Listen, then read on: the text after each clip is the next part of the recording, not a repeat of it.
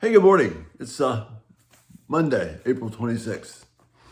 And as you know, Monday mornings we talk about worldview. Again, worldview is not meant to be some heady idea. All worldview means from a biblical perspective is understanding how God runs his world. And if we can get some idea of how God runs his world, then it's just logical that we want to be in sync with what God's doing. Because he's the one who's in charge. He's the one we can trust. So that's where we're at today, worldview.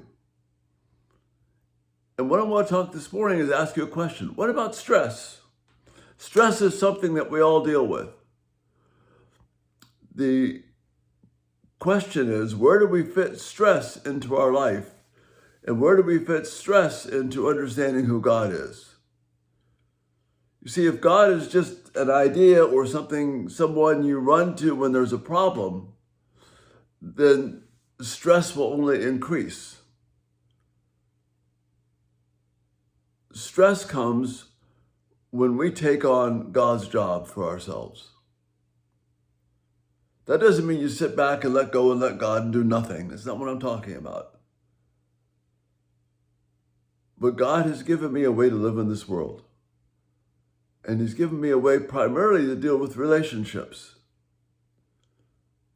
And relationships are one of the primary, if not the primary, reason we have stress. I understand that, life's problems can come up and all that, but the relationships kind of lead the charge. There are other factors, to be sure, but relationships are right there.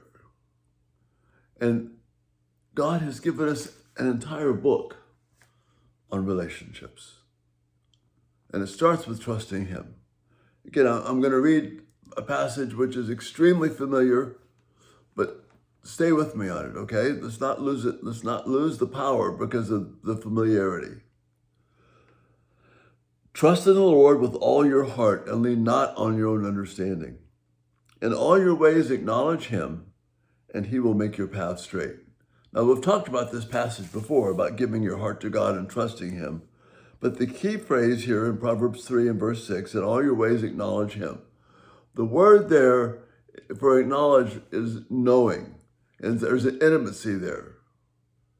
So a better translation of this from trusted commentator and Hebrew scholar Bruce Waltke, in all your ways desire the presence of God. Acknowledge is kind of too informal, too tip of the hat. But if you read this, in all your ways desire the presence of God, realizing that the nearness of God is your good, then things snap into a better focus for us, and he will make your path straight. Sometimes those paths will be scary, but stress comes from not knowing which path to take, or if it is a path I should take, I'm afraid to do it. And what Solomon is saying is, in all your ways, desire God's presence, and those paths will be paths you can take. Doesn't mean that it won't be difficult, but it means I can trust God. And then the next two lines, two verse sets, do not be wise in your own eyes, but fear the Lord and shun evil. That means I'm not going to be afraid of what the consequences are. I'm going to have a bigger trust in God. I'm going to fear him in awe and wonder and walk in his ways and not turn away from trusting him. And then this brings a powerful benefit to me. This will bring health to my body and nourishment to my bones. And this is where the stress factor comes in. There is a physical reality to what it means to trust God. Believing he's in control, believing that this is his world, believing that he is always with me, and that the most precious possession that I possess is being near to him. So what about stress? Stress means that I'm taking on more than I should take, and I'm fearful. So I worry about it. Jesus tells us in Matthew 6, all of your worry and concern can't even add an hour to your life. But seek first the kingdom of God and his righteousness, and all this will come to you. Well, that's exactly what's being talked about here. In all your ways, desire the closeness and presence of God. Follow what he has for you to do. And this is the path of relief from stress, peace with God, and a life that is consistent. So I'm not ruled by stress. I'm ruled by wanting to be in communion with God. The nearness of God is my good.